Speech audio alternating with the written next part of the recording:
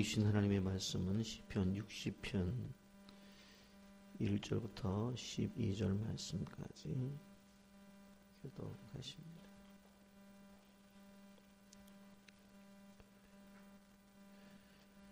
하나님이여, 주께서 우리를 버려 흩으셨고 분노하셨사오나 지금은 우리를 회복시키소서.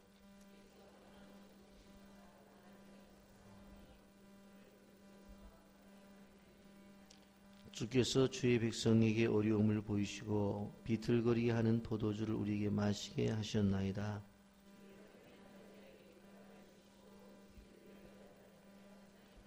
주께서 사랑하시는 자를 건지시기 위하여 주의 오른손으로 구원하시고 응답하소서.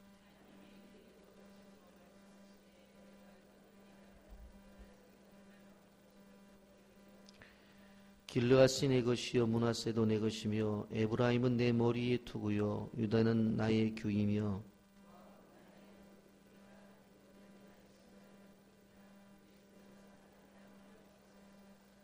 누가 나를 이끌어 견관성에 들으며 누가 나를 에돔에 인도할까?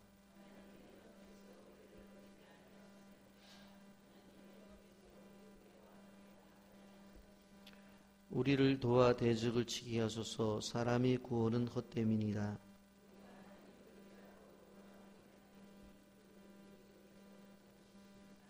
아멘. 시편 60편의 표제를 보게 되면 다윗이 교훈하기 위하여 지은 믹담, 인도자를 따라 수산의 돛에 맞춘 노래, 다윗이 아람 나라임과 아람 소바와 싸우는 중에 요압이 돌아와 에돔을 소금 골짜기에서 쳐서 12,000명을 죽인 때에 라고 이렇게 표제가 붙어 있습니다. 이 내용이 어떤 것인가 하면 전쟁이 일어났습니다. 이스라엘 중심으로 보게 되어질 때에 북쪽에서는 아람과의 전쟁이 있었고 남쪽에서는 에돔과의 전쟁이 있게 됩니다. 사실 역사적으로 보면 지금 전쟁을 일으키고 있는 아람과 에돔이라고 하는 나라는 큰 나라가 아니었습니다. 북쪽의 메소포타미아 지역의 위치에 있었던 그런 아람이라고 하는 나라, 그리고 이스라엘 최남단 오른쪽에 위치해 있었던 그 에소의 후손이었던 에돔도 역시 그리 큰 나라는 아니었던 것을 볼 수가 있습니다. 그런데 이러한 전쟁 속에서 왜 어려움을 겪게 되느냐? 역사적인 상황을 보면 사울은 왕이 되어서 통치 말년에 나라는 돌아보지 아니하고 다윗을 잡기 위해서 허송세월을 보냈던 것을 보게 되어집니다. 그리고는 사울이 마지막에 블레셋과의 전쟁 속에서 길보아 산에서 전사를 하게 되어지는데 그 전사를 한 다음에 또 어떤 일이 있느냐? 바로 나라가 두 조각이 난 것입니다. 7년 6개월 동안 바로 이제 다윗은 헤브론에서 유다 지파를 중심으로 해서 왕이 되어 있었고, 사울이 죽은 후에 사울의 군대 장군으로 있었던 아브넬이 사울의 아들 이브보셋을 꼭두가시 왕으로 세워 실질적으로 집권을 하는 그러한 내전이 있었던 것을 볼 수가 있습니다. 이렇게 이스라엘의 마지막 때가 바로 사울왕이 나라 정치를 돌아보지 아니하고 다윗만 쫓다가 호송세월을 하고 그 사울왕이 죽게 되어지자 다시 나라가 갈라져서 이제 다윗이 지배하는, 그리고 또 이스보셋이 지배하는 이 두 나라로 이렇게 7년 6개월이라고 하는 큰 기간 동안 지내게 되어지고 있습니다. 어려움 속에서 나라를 통일을 합니다마는 이제 헤브론에서 예루살렘으로 수도를 옮기게 되어질 때에 예루살렘은 여호수 족속이 차지하고 있었기 때문에 그들을 또 몰아내야 되는 이러한 어려움도 있었습니다. 군사적으로 보나 경제적으로 보나 어려움이 있었던 때에 이제 그러한 상황 속에서 북쪽에서는 아람이, 남쪽에서는 에돔이 이 어려움을 틈타서 밀고 돌아왔던 것입니다. 여러분, 이러한 배경을 우리가 생각해 보게 되어질 때에 왜 이런 어려움이 있었느냐 이렇게 물으면 오늘 역사적인 배경처럼 북쪽에는 아람 나라가 쳐들어오고 남쪽에는 에돔이 쳐들어와서 어렵다라고 그렇게 말씀을 할 수가 있습니다만은 오늘 1절까지 3절에 보면 뭐라고 말씀해? 하나님이여 주께서 우리를 버려 흩으셨고 분노하셨사오나 지금은 우리를 회복시키소서. 주께서 땅을 진동시키사 갈라지게 하셨사오니 그 틈을 키우소서. 땅이 흔들립니다. 주께서 주의 백성에게 어려움을 보이시고 비틀거리게 하는 포도주를 우리에게 마시게 하셨나이다. 무슨 이야기인가 하면 이러한 고난의 중심에 보니 주님이 개입하고 계신다라고 하는 것을 볼 수가 있습니다. 그렇다면 하나님의 백성인 이스라엘 백성이 이렇게 고난을 당하는 일에 누구도 아닌 주께서 개입하셨다면 도대체 이게 어떻게 된 것이냐? 바로 하나님과 이스라엘 백성들과의 관계 속에서는 언약이 있었습니다. 그것을 우리는 모압 언약이라고 보통 말을 하게 되어지는데 신명기 27장과 28장에 그 내용들이 기록이 되어져 있습니다. 몇 부분을 제가 소개한다면 신명기 18장 1절에 내가 내 하나님 여호와의 말씀을 삼가 듣고 내가 오늘 내게 명하는 그의 모든 명령을 지켜 행하면 내 하나님 여호와께서 너를 세계 모든 민족 위에 뛰어나게 하실 것이며 라고 말씀하고 있고 신명기 28장 15절부터 17절에 보면 내가 만일 내 하나님 여호와의 말씀을 순종하지 아니하여 내가 오늘 내게 명령하는 그의 모든 명령과 규례를 지켜 행하지 아니하면 이 모든 저주가 내게 임하여 내게 이를 것이니 내가 성읍에서도 저주를 들으며 들에서도 저주를 받을 것이요 또 내 광주리와 떡반죽 그릇이 저주를 받을 것이라 이렇게 말씀하고 있습니다. 또 신명기 28장 20절에 보면 내가 악을 행하여 그를 잊음으로 내 손으로 하는 모든 일에 여호와께서 저주와 혼란과 책망을 내리사 망하며 쏟기 파멸하게 하실 것이며 라고 그렇게 말씀하고 있습니다. 결국 이스라엘 민족이 잘 되고 잘못됨의 중앙에 들어가 보았더니 무엇인가 하면 하나님의 말씀에 대한 순종과 불순종이 바로 원인이었다라고 하는 것을 알 수가 있다라고 하는 것입니다.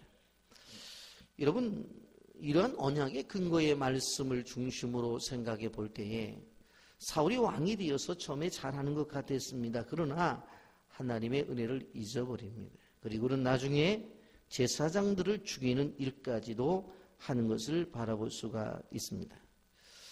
결국 이스라엘 민족에게 다가온 고난의 문제는 소위 말하는 이 에돔이 쳐들어오고 아람 군대가 쳐들어왔다는 바로 이 일은 단순한 것이 아니라 영적 문제였다고 하는 것입니다.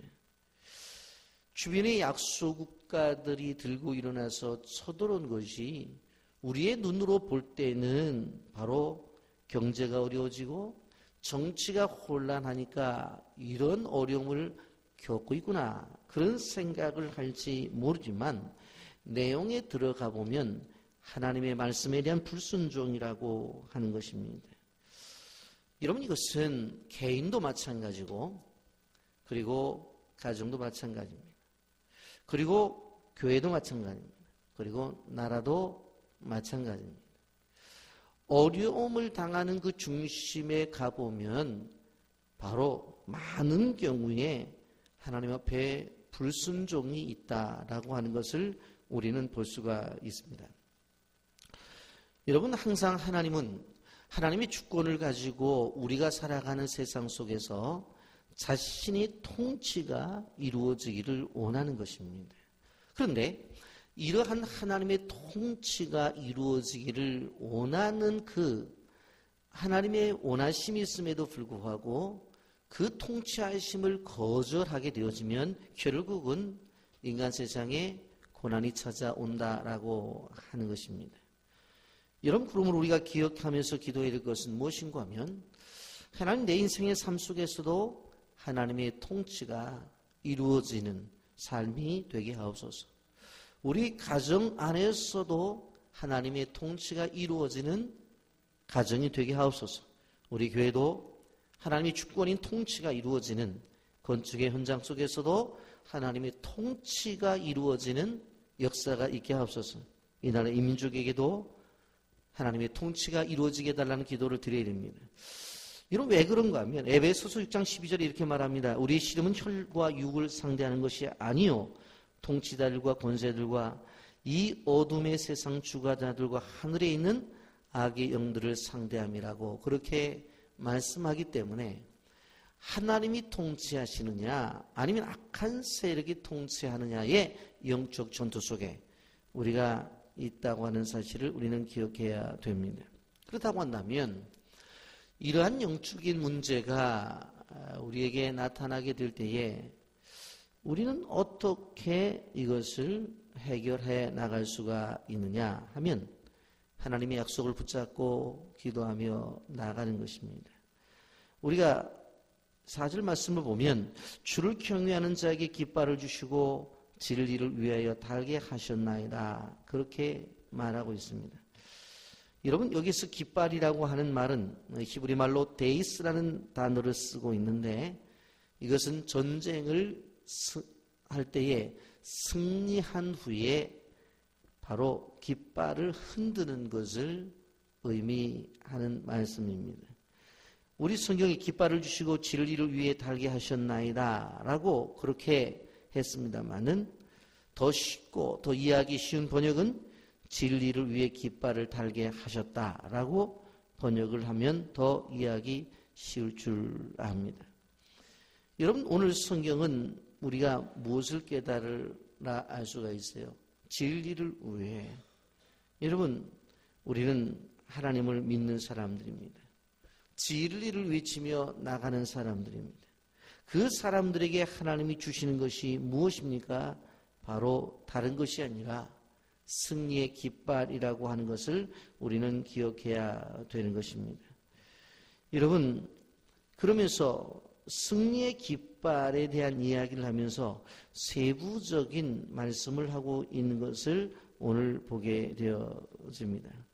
여기에 보면 5절에 주께서 사랑하시는 자를 건지시기 위하여 주의 오른손으로 구원하시고 응답하소서 그렇게 말씀하면서 6절부터 나타난 내용을 보면 세부적인 내용을 기도하는 것을 볼 수가 있습니다. 6절 보십시오. 하나님이 그의 거룩하심으로 말씀하시되 내가 뛰놀리라 내가 세겜을 나누며 숫꽃 골짜기를 측량하리라. 길르앗이 내 것이요 므낫세도 내 것이며 에브라임은 내 머리의 투구요 유다는 나의 규이며 그렇게 말씀하고 있는 것을 보게 되어집니다. 여기에 놀라운 하나님의 진리의 말씀이 있습니다. 당시 적군들이 차지하고 있는 세겜과 숫꽃을 뭐라고 말을 했어요? 여기에 보면 측량하겠다. 곧 다 계산해서 너에게 돌려주겠다라고 말씀하고 있습니다. 7절에서도 길르앗은 내 것이요 므낫세도 내 것이며 그렇게 말씀하시면서 이건 내 것이기 때문에 도로 찾아주겠다라고 그렇게 말씀을 합니다. 에브라임을 가리켜 내 머리에 보호절하였고 유다를 가르쳐 나의 홀이라고 한 것을 볼 수가 있습니다. 결국 이 말씀은 무슨 말씀인가 하면 모든 것을 회복시켜 주시겠다라고 하는 말씀의 내용인 것을 보게 되어집니다. 그리고 재미있는 표현을 썼죠. 여기에 보면 8절 말씀부터 이렇게 말씀합니다. 모압은 나의 목욕통이라 에돔엔 나의 신발을 던지리라 블레셋아 나로 말미암아 외치라 하셨도다. 그렇게 말씀합니다. 모압은 나의 목욕통이라 그렇게 말했어요. 여러분, 이 목욕통이라고 하는 말은 이스라엘 사람들이 바로 이 종이 주인의 발을 씻기 위해서 사용하는 그릇을 말을 하는 것이고, 여기에 또 하나는 신발을 던지겠다고 하는 것은 다른 것이 아니라 신발장을 만들어 주겠다라고 하는 것입니다. 지금 이방 족속인데 이방 족속들이 큰 소리를 치지만 하나님께서 어떻게 해주시겠다는 거예요? 목욕통으로 만들어주고 신발장으로 만들어 주시겠다. 결국은 이스라엘 백성들이 쓰는 기물로 만들어 주겠다고 하는 확실한 응답의 말씀을 주고 있는 것을 볼 수가 있습니다. 우리는 기도를 드릴 때에 이러한 확실한 하나님의 응답의 메시지를 들어야 된다라고 하는 것입니다. 여러분, 그랬더니 승리의 확신이 옵니다. 9절부터 12절 말씀부터 여러분 이렇게 말씀하잖아요. 누가 나를 이끌어 견고한 성에 들이며 누가 나를 에돔에 인도할까 하면서 도대체 이 큰 일들을 누가 행하시겠느냐라고 하는 것입니다. 10절 하나님이여 주께서 우리를 버리지 아니하셨나이까. 하나님이여 주께서 우리 군대와 함께 나가지 아니하시나이까.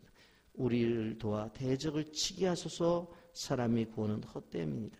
우리가 하나님을 의지하고 용감하게 행하리니 그는 우리의 대적을 밟으심이로다. 아멘. 도대체 이 문제를 누가 해결해 줄 것이냐.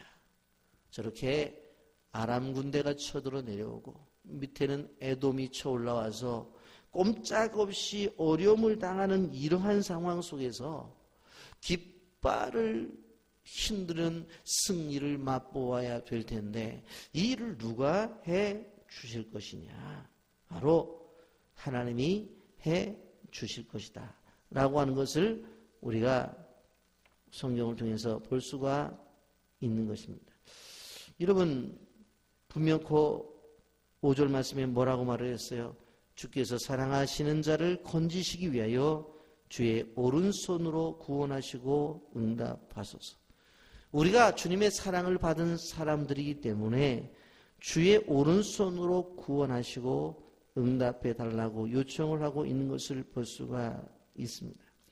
여러분, 우리가 오늘 이 시편 60편에서 이스라엘 백성들이 당한 것처럼 위로 아래로 치면서 나를 넘어뜨리려는 세력들이 있는 것을 보게 되었습니다. 그런데 중요한 것은 바로 나 자신을 향해서 하나님께서 주신 자존감입니다. 그것이 뭐라고 그랬어요? 4절에 주를 경외하는 자에게 깃발을 주시고 내가 주님을 경외하는 존재라는 거예요. 그리고 5절에 주께서 사랑하시는 자를 그랬잖아요. 나는 정말로 주님의 사랑을 받는 자라고 하는 이러한 분명한 생각을 갖고 기도하고 나가면 하나님께서 우리에게 승리를 주신다는 사실을 기억하시면서 그 승리가 우리 모두의 승리가 되기를 예수님의 이름으로 축복합니다. 아멘.